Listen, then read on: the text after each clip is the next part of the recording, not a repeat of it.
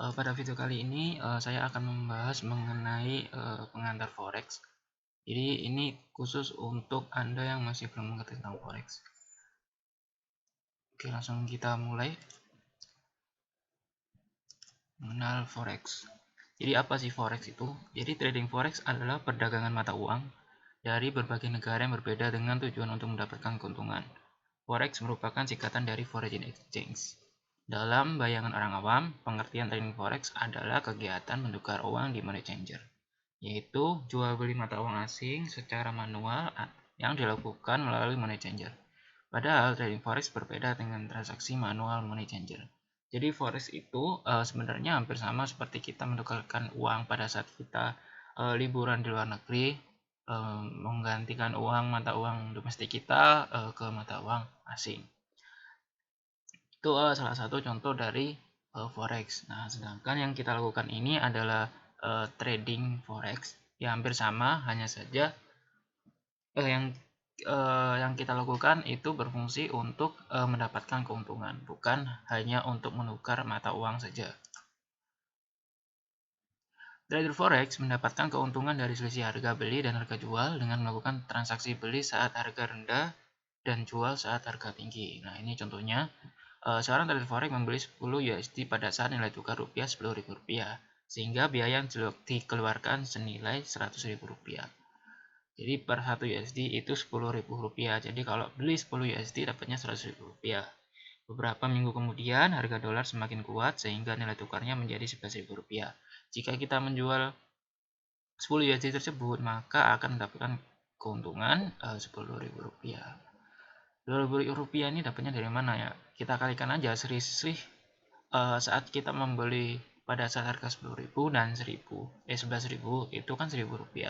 Jika kita punya 10 US dollar berarti selisihnya kan dari 100.000 sama 110.000, maka keuntungannya Rp10.000.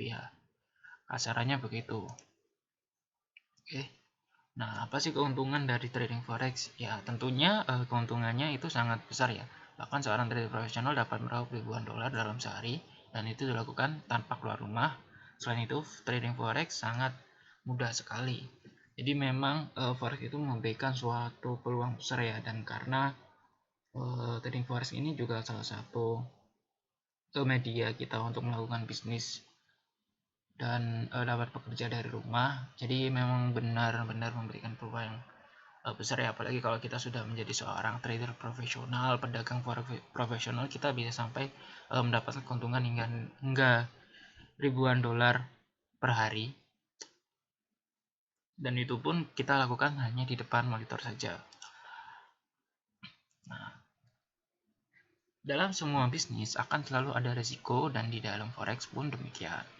Resiko dari trading forex adalah pergerakan harga itu sendiri, di mana jika Anda salah melakukan analisa, Anda akan mendapatkan kerugian, sedangkan jika benar, maka Anda mendapatkan keuntungan. Trading forex dapat membuat Anda cepat kaya dan juga miskin. Karena risiko besar ini, maka Anda perlu bijak dalam menyikapinya. Jadi dalam melakukan trading forex kita perlu mempelajari ya, melakukan analisa, di mana saat kita melakukan transaksi pembelian, kita harus berekspektasi bahwa harga akan bergerak naik. Nah, pada saat harga bergerak turun, maka di situ terjadi resiko forex, di mana kita akan mendapatkan kerugian, dan kerugiannya ini sebenarnya bisa kita minimalisir ya nanti. Jadi sebenarnya kita nggak perlu khawatir untuk resiko ini jika kita bisa meminimalisirnya. Nanti akan diajarkan pada beberapa video selanjutnya. Nah, dalam sebuah bisnis akan selalu ada resiko. Sama ini ya, mohon maaf terjadi kesamaan kedouble ini. Oke, lanjut. Sejarah forex. Oke, sebelum mengenal lebih dalam ya, biar kita tuh lebih enak buat jelasin ke orang kalau trading forex ini bukanlah kayak sebuah tebak-tebakan angka ataupun judi ya. Ini sama kayak kita melakukan trading di pasar saham, trading di kripto, hampir sama, hanya saja instrumennya saja yang berbeda. Nah, kira-kira sejak kapan sih trading forex ini ada? Jadi sejarah trading forex itu dimulai pada akhir tahun 90-an, di mana pelaku bisnis ini adalah orang kaya. lembaga keuangan besar seperti bank sentral, bank swasta, maupun pemerintah, serta perusahaan komersial besar. Nah, mereka melakukan trading untuk keperluan dagang, bayar hutang, hedging, serta investasi. Modal yang dibutuhkan cukup besar dan tidak semua orang dapat melakukan trading. Nah, semenjak berkembangnya internet, pasar forex akhirnya dapat diikuti hampir seluruh individu dan pengusaha, dan para broker juga mulai mendesain forex agar dapat diperdagangkan secara retail oleh individu. Jadi dulu itu memang trading forex itu hanya ditujukan pada orang-orang kaya, dan sekarang sudah mulai berbeda. Eh, Masyarakat yang punya pendapatan mungkin sekitar cuma 100.000 rupiah pun sudah bisa trading forex ya. $1 pun sekarang juga udah bisa. Tapi itu juga tergantung dari brokernya ya. Nanti kita juga bahas sendiri dan juga berapa aplikasinya ya. Dalam cara trading forex yang lebih modern itu baru dirintis pada setelah Perang Dunia Kedua. Banyak terjadi kekacauan dan krisis pada akhir Perang Dunia Kedua. Hal ini menyebabkan negara-negara sekutu merasa memerlukan sebuah sistem yang nantinya akan menyatukan perekonomian global. Dalam mewujudkan impian tersebut, dibentuklah sistem Bretton Woods. Nah, sistem ini terlahir di kota Bretton Woods, negara bagian New Hampshire, Amerika Serikat pada tahun 1944. Untuk pertama kalinya, ada aturan resmi untuk mengatur hubungan moneter antar negara. Jadi sistem Bretton Woods itu kalau nggak salah ya, pergerakan harga itu disamakan dengan pergerakan emas. Jadi pada saat kita mencetak uang itu harus ada cadangannya berupa emas. Nah, saya agak kurang tahu sih kenapa kok harus emas ya. Nah, sedangkan Amerika Serikat yang saat itu memegang 2/3 cadangan emas dunia bersikeras agar sistem ini disandarkan pada emas dan dolar Amerika. Nah, sistem ini mengajarkan semua negara yang terlibat untuk mengingatkan nilai mata uangnya dengan emas dan dolar Amerika. Hal ini tidak bertahan lama. Pada 1991 ini kayaknya tipe Amerika Serikat secara sepihak memutuskan hubungan mata uangnya dengan emas dan mengakhiri sistem Bretton Woods. Jadi memang dulu itu currency-nya yang digunakan untuk pertukar itu cuma USD sendiri ya sama emas. Nah, akhirnya sistemnya itu berhenti, entah mengapa sistemnya itu berhenti, dan akhirnya berubah sistem itu menjadi kalau nggak salah itu menjadi floating rate yang bisa kita dengar itu. Nah, hal ini ternyata malah menyebabkan dolar Amerika Serikat menjadi mata uang cadangan bagi banyak negara di dunia, hingga nilai tukar antar mata uang tidak lagi ditentukan secara baku, melainkan dengan menuruti sistem ekonomi sederhana, permintaan dan penawaran, sehingga lahirnya fase baru dalam sejarah forex. Mohon maaf itu tipu ya, yaitu sistem, mohon maaf lagi itu tipu, nilai tukar mengambang yang kita kenal hingga saat ini. Dengan perkembangan teknologi menyebabkan trading forex menjadi terdorong, volume perdagangan di pasar forex melesat hingga mencapai pasar finansial terbesar di dunia dengan likuiditas harian mencapai 5 triliun US dollar. Jadi setelah sistem Bretton Woods itu tadi dirusak oleh Amerika Serikat, ternyata di balik itu semua digunakan untuk mata uang USD menjadikan cadangan dunia. Jadi sebenarnya emas itu sudah bukan menjadi cadangan ya sekarang. Jadi banyak negara itu malah menggunakan dolar Amerika Serikat. Maka dari itu sekarang apa-apa itu disandingkan sama dolar ya. Kayak dari USD, Euro USD, USD JPY, kayak gitu. Dan karena internet ini, forex itu menjadi pasar paling liquid. Jadi kalau misalkan kita ya trading di saham tentunya, kita punya uang sekitar 100 juta. Nah itu kita nggak bisa pilih saham yang aneh-aneh kayak misalnya saham-saham gorengan yang bisa kosong-kosong gitu nggak bisa. Nah kalau di pasar forex kita mau naruh 100 juta, 200 juta, 1 miliar, 1 triliun itu tidak akan mempengaruhi pergerakan pasar forex. Jadi memang pergerakan pasar forex itu lebih digerakkan oleh bank-bank yang lebih besar dan juga digerakkan oleh dunia. Jadi memang tidak ada kayak misalkan drama-drama di forex itu di forex, drama-drama di saham kayak misalnya pom-pom atau bandar-bandar gitu berulah ya kan, harga ditahan-tahan, itu nggak ada. Tapi nanti kita juga akan membahas lebih lanjut mengenai bandar forex ya, yang jelas lebih asik daripada bandar saham. Karena kalau bandar saham itu segelintir orang, tapi kalau bandar forex itu institusi.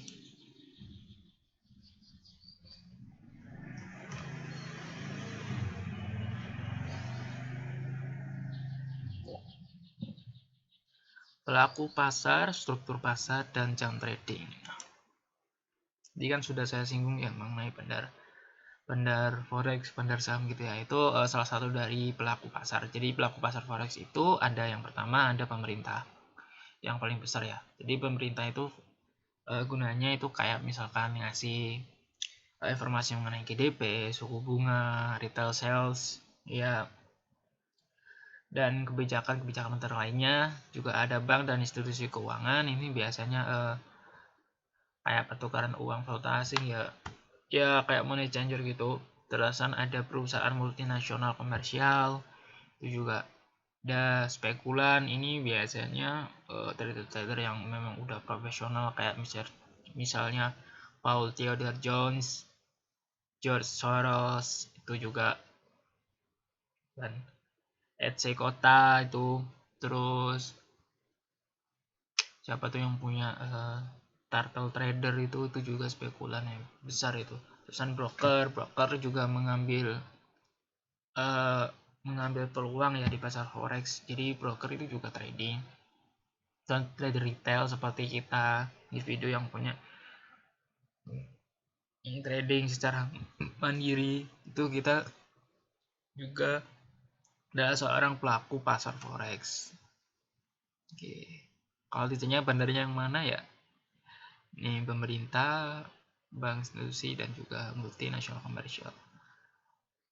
Oke, lanjut. Tapi di antara semua itu belum tentu semua bakal mencari keuntungan ya. Beberapa di antaranya ya cuma melakukan lindungi nilai saja. Struktur pasar forex itu memiliki struktur pasar yang terpusat di mana berlangsung di luar bursa. Tidak terpusat ini. Kayaknya salah ketik saya. Tidak terpusat ya. Ya tidak terpusat. Tidak terpusat pokoknya. Bentar terjadi lag nih kayaknya. Oh ilah tadi. Nah kira-kira jam tradingnya gimana? Jam trading di pasar forex itu 5 kali 24 jam Senin sampai Jumat, dibagi 3 sesi, yaitu sesi Asia, Eropa, dan Amerika. Berbeda ya sama kayak di saham. Saham itu kan jam 9 sampai jam jam 4 ya. Nah kalau di forex itu 5 kali 24 jam, jadi opportunity-nya itu lebih banyak, dan juga kita itu bisa trading kapanpun yang kita mau pagi, siang, sore, malam pun juga bisa ya. Kalau misalnya kita kerja gitu, kerja di pagi hari, terus malamnya trading forex, atau mungkin paginya kita trading saham, malam trading forex ya. Mantap itu. Maka dari itu saya juga memberikan edukasi mengenai forex. Barangkali ada yang mau juga belajar bareng gitu kan. Enak soalnya. Kalau misalkan kita ditanyakan ya pada diri sendiri itu kan. Ini diri sendiri mengenai kira-kira kapan sih waktu yang terbaik untuk trading forex. Jadi trading forex itu memang buka 5 kali 24 jam. Tapi tidak semua jam-jam itu adalah waktu forex terbaik. Jadi memang ada waktu-waktu khusus yang dapat kita gunakan untuk trading forex. Jelas ini jawabannya. Yang pertama ada sesi Eropa, menjadikan waktu trading paling sibuk. Kenapa? Karena sesi Eropa ini adalah sesi yang cukup ramai ya daripada pasar Asia. Jadi usahakan sih kalau trading itu jangan di pasar Asia. Tapi kalau mau scalping, pasar Asia bagus buat teman-teman yang masih pemula. Tapi usahakan di pasar Eropa sama pasar Amerika. Nah, itu terjadi overlap dua sesi yang membuat terjadi volatilitas dan likuiditas meningkat. Nah, itu biasanya itu terjadi kayak perubahan sesi. Jadi dari sesi Asia ke sesi Eropa, biasanya harga itu bergejolak. Termasuk juga di sesi Eropa dan sesi Amerika. Itu biasanya harga juga tergejolak. Oke. Dilakukan pertengahan minggu, Rabu, Kamis, Jumat. Mengapa begitu? Biasanya kalau Senin, saya Senin ya, itu biasanya harga itu cenderung lebih ke arah sideways. Tapi juga nggak menutup kemungkinan sih kalau kita mau cari opportunity di hari Senin, itu juga bagus juga sih. Tapi lebih bagus itu Rabu sama Jumat. Oke, jadi gimana sih cara untuk melakukan trading forex? Pertama, trading forex itu dilakukan kapan saja dan di mana saja. Jadi silakan ditentukan waktu yang kalian inginkan untuk bertrading forex. Yang kedua, membutuhkan akses internet. Harus ada internet. Kalau nggak ada internet ya nggak bisa. Mata uang yang diperdagangkan berpasangan. Jadi di forex kita harus paham ya kalau perdagangan itu, mata uang perdagangan itu berpasang-pasangan ya, pasang-pasangan. Sebenarnya kayak euro, USD. Khususnya gimana nih? Misal kita melakukan pembelian, berarti artinya kita membeli euro, secara langsung kita juga menjual USD. Pada saat harga euro ya, grafik euro USD naik, maka kita mendapatkan keuntungan, dan pada saat kita menutup posisi artinya kita menjual USD. Nah, kalau misalkan kita sell, artinya kita menjual USD untuk diubah menjadi euro. Pada saat harganya turun dan kita menutup posisi, artinya posisi pada saat kita menutup posisi, artinya kita telah menjual euro dan membeli USD kembali. Oke, dari sini memang agak bingung ya, tapi lama kelamaan juga paham sih. Ya. Kalian dapat untuk ini tipe juga, ini untung ya harusnya. Untung. Tulisan saya. Untuk saat harga naik dan turun. Jadi kalau misalkan di pasar saham kan kita harus belinya tuh harganya naik ya. Nah, kalau di forex mau naik, mau turun, itu bisa untung. Mantap loh. Jadi kita tuh nggak usah peduli ini bakal saham. Sekarang trennya downtrend nih gitu. Ya tetap aja trading di forex itu. Jadi kita itu udah nggak mikir mau uptrend downtrend, ya dapat duit. Oke, lanjut. Memahami harga bid dan ask. Jadi pada saat kita membeli itu bakal dapat harga ask, dan saat kita menjual itu dapat harga bid. Jadi bid dan ask ini kalau misalnya di saham ya sama kayak bid dan offer ya. Cuma di forex namanya bid dan ask. Nah, itu hitungan pergerakan harga berdasarkan pip. Jadi pip ini itu beda-beda ya. Kalau misalkan forex,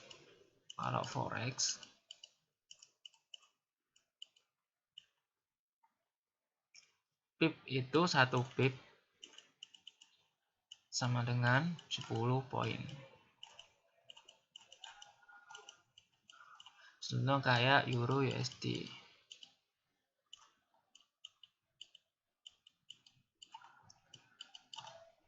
Misalkan pergerakannya sebentar ya, saya cek dulu.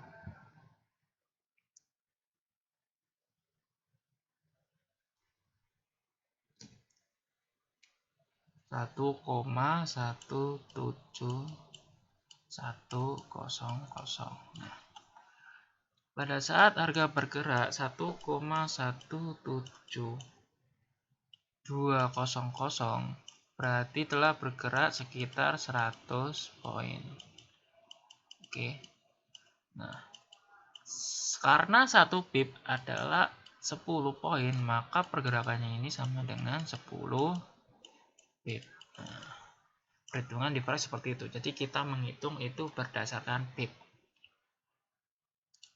Beda ya kayak saham ya, hitungnya berdasarkan harga satuannya dan juga persen ya. Oke. Nah, di forex itu yang paling bagus juga tidak memerlukan modal besar. Jadi misalkan kita mau trading cuma menggunakan 1 US dollar itu bisa, 10 US dollar juga bisa, tapi biasanya sih modal ideal itu sekitar 100 US dollar biar manuvernya lebih enak juga kan, juga tradingnya di akun standar.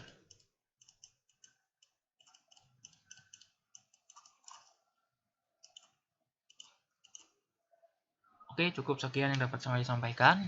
Kurang lebihnya mohon maaf. Sampai ketemu di video selanjutnya.